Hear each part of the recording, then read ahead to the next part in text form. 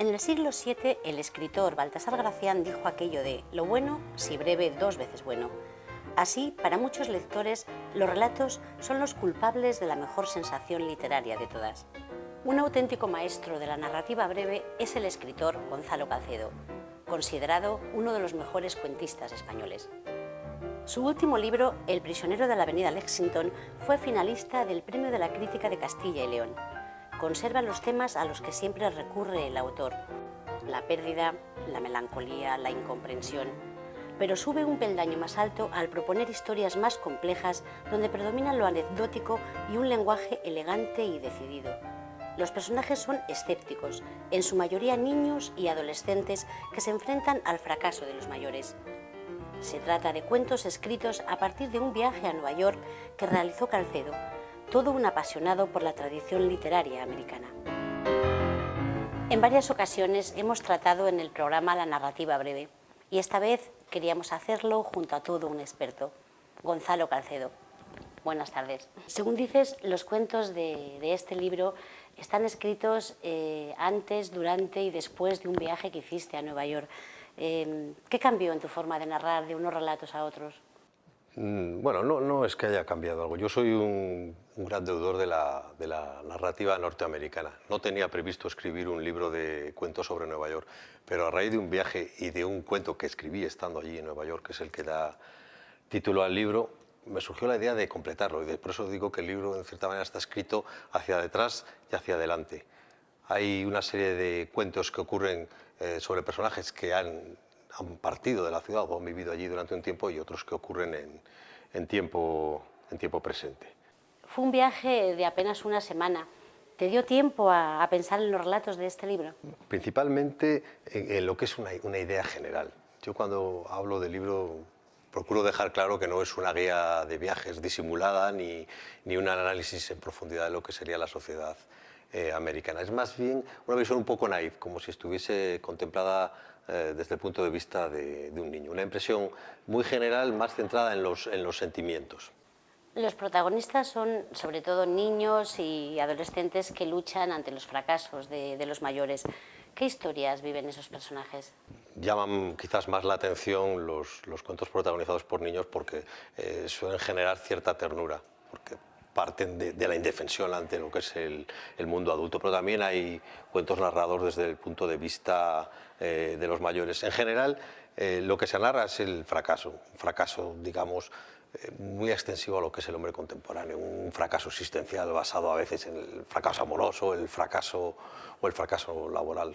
Ese conjunto de incertidumbres que suelen afectar a la gente que realmente no tiene quizás demasiados problemas, es gente acomodada. No hay en el libro una intención de denuncia social, no hay personajes demasiado desgarrados, no hay grandes alcohólicos, personajes en el estilo de Fitzgerald. Y los niños son testigos, a veces simplemente cuentan, se ve desde su punto de vista, y en otras son las víctimas.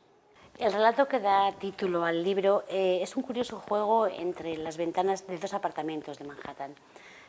Háblanos de esa trama, hasta donde puedas, sin desvelarnos demasiado. El cuento realmente es, si tengo que contar su génesis, está basado en un hecho real. Yo estaba en Nueva York, en el hotel que más o menos se describe en la segunda parte del cuento, y en un momento determinado mi hijo, que nos acompañaba en ese viaje, se puso a jugar con la lámpara, y yo estaba tumbado en la cama, como en algún momento el otro personaje del cuento, y observé la situación y pensé, bueno, ¿qué podría pasar si alguien está pendiente de ese juego de luces? Puede interpretarlo como una señal, puede interpretarlo como algo absurdo, y sencillamente se me ocurrió hacer una correspondencia, que surgiese otra historia. Planteé un cuento que está partido en dos, un cuento que tiene dos protagonistas principales, un profesor y un niño, que nunca llegan a verse, exceptuando esa breve conexión lumínica, digamos, que en el fondo es un símbolo de lo que sería la soledad.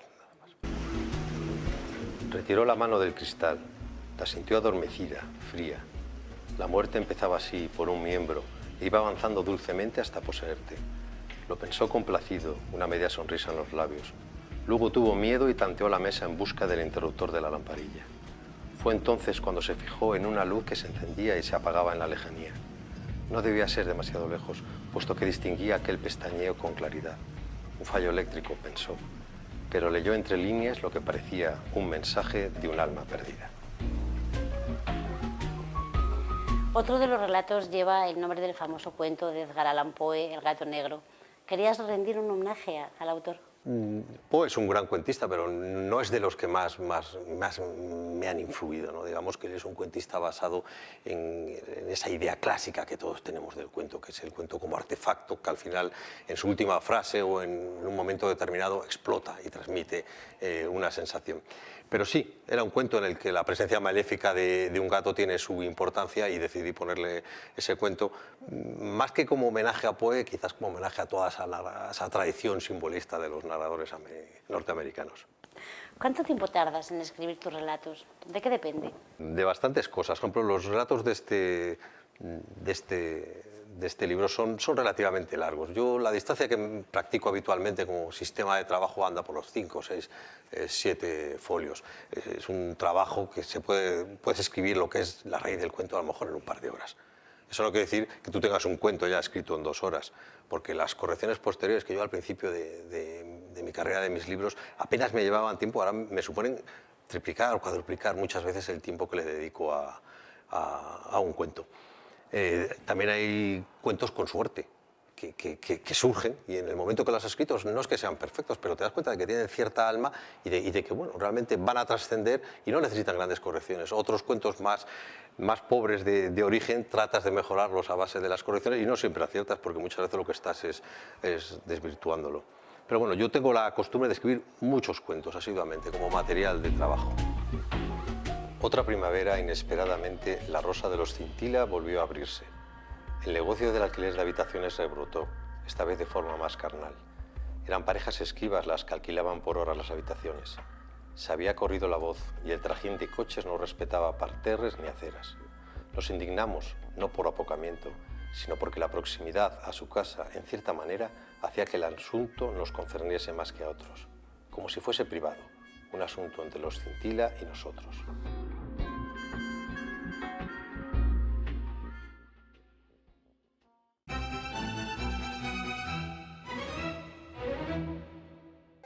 Gonzalo Calcedo ha recibido numerosos premios, como los 2 NH por La carga de la Brigada Ligera y otras geografías. Los relatos de Apuntes del Natural han sido tratados con delicadeza por sus lectores. También otros como los de Chéjov y compañía o Esperando al enemigo, su primer libro, publicado en 1996. Este observador de la realidad y las decepciones de la vida cotidiana solo ha publicado una novela. Tal y como asegura, él donde está más cómodo es sentado junto al relato. Solo has sido infiel al cuento en 2003 cuando escribiste la novela La pesca con mosca, de la que dices que tuviste una experiencia agridulce. Sí, tuve una experiencia agridulce porque yo empecé publicando en una editorial bastante importante que era Tusquets. Publiqué un primer libro, se titulaba Esperando al enemigo, tuvo bastante éxito de crítica. Luego planteé un segundo libro, se llamaba La madurez de las nubes, que me lo aceptaron, pero después de esa aceptación de ese primer momento, de ese sentimiento, hubo ciertos retrasos. Yo ya me di cuenta que eso que se llama la vida del cuentista era complicada dentro de una gran editorial. Al final el libro se publicó y yo en mi ingenuidad y en mis arrebatos de escritor de cuentos, pues intenté escribir un tercer libro, y lo presenté a la editorial y me dijeron que por supuesto que un tercer libro de cuentos era algo imposible. Entonces ya me sugirieron la posibilidad de que debía escribir una novela. Y yo, que pecaba de orgullo, entonces lo que hice fue llevar ese libro de cuentos a otra editorial y de hecho se publicó, se llama Apuntes del Natural. Pero bueno, tenía ciertos remordimientos y pues sí, escribí una novela corta, eso lo digo para confesar mi pecado, que si os dais cuenta, si alguien lee todos los libros, percibe que realmente no tiene demasiado que ver argumentalmente con los cuentos. ¿Qué recuerdas de tus inicios en el relato? A veces hago memoria y sé que yo empecé escribiendo una novela. No empecé narrando poesía, como se supone que hacen todos los escritores, sino que empecé con una especie de pseudonovela, que era una imitación de Raymond Chandler, de la novela negra, que entonces a mí me interesaba mucho. Estoy hablando de tener 16, 17 años. Pero claro, cuando tienes esa edad, la necesidad de tener algo terminado cuanto antes te puede. Entonces, de casualidad, recuerdo haber leído otro libro de Raymond Chandler que se había publicado entonces, se llamaba Una pareja de escritores, que contenía varios cuentos cortos. Ya había uno que era un cuento sobre un matrimonio de escritores que se dedicaban a esconderse unos a otros en la botella de la que bebían. Y entonces ese cuento me marcó y dije, bueno, pues voy a intentar escribir algo corto. Y empecé a escribir pequeñas narraciones que en cierto modo eran plagios de esa historia. Y entonces me di cuenta de las virtudes que tenía el género, la gran libertad que te procuraba y sobre todo esa especie de éxtasis un poco falso que supone haber terminado algo en muy poco tiempo. Y una vez que caes en el mundo del cuento es complicado salir, abandonarlo. Has comentado alguna vez que tu libro, La carga de la brigada ligera, resume muy bien tu deseo durante años de ser escritor. ¿Cuál es ese deseo y cómo se encuentra en este libro? Ese libro también, en cierta manera, no es que fuese un experimento, pero son 5 cuentos. Son 5 cuentos muy largos, porque el libro tiene 200 páginas largas. A mí lo que me gustaba es intentar algo que dicho así parece muy sencillo, que es que los personajes existan, que transmitan sentimientos. No me gusta una literatura demasiado elitista, demasiado basada en el juego de las palabras. Y yo, en aquel momento, confié mucho en el libro. Es más, contiene un cuento central que también está basado en un hecho real. Cuenta una anécdota militar, una anécdota del servicio militar muy disimulada, pero la parte principal es tal como aparece.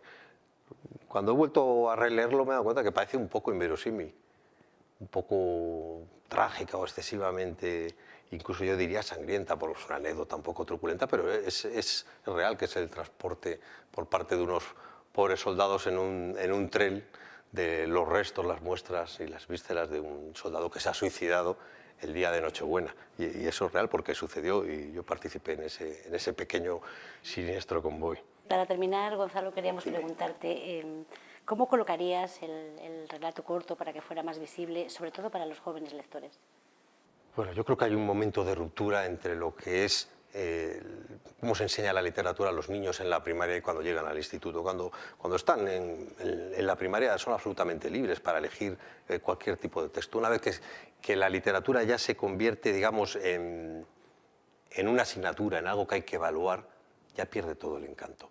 Y es más, ahí se produce una pequeña tradición, porque es muy difícil encontrar libros de cuentos recomendados en lo que sería el bachillerato actual. Yo sé que el lector español está educado en la novela, no hay tradición de leer cuentos. Está aumentando, ¿eh? Hay muchas Yo publicaciones. Creo que hay, gracias a Internet, a los blogs, a los foros y a que hay muchas más editoriales que se dedican a ello, da la sensación de que hay como una especie de bullicio alrededor del cuento. Pero yo creo que ganar lectores no se ganan demasiados.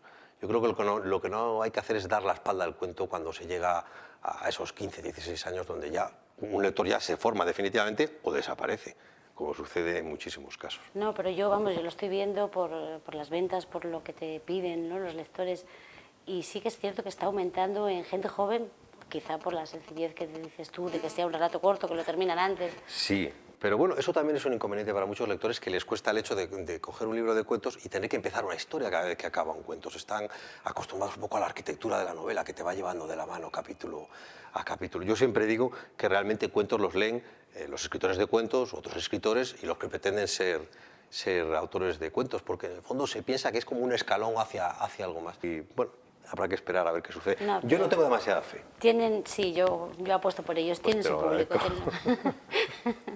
Pues nada, esperamos que el relato siga siendo una referencia en tu obra y bueno, pues darte las gracias por concedernos esta entrevista. Bueno, gracias a vosotros por atender a un cuentista.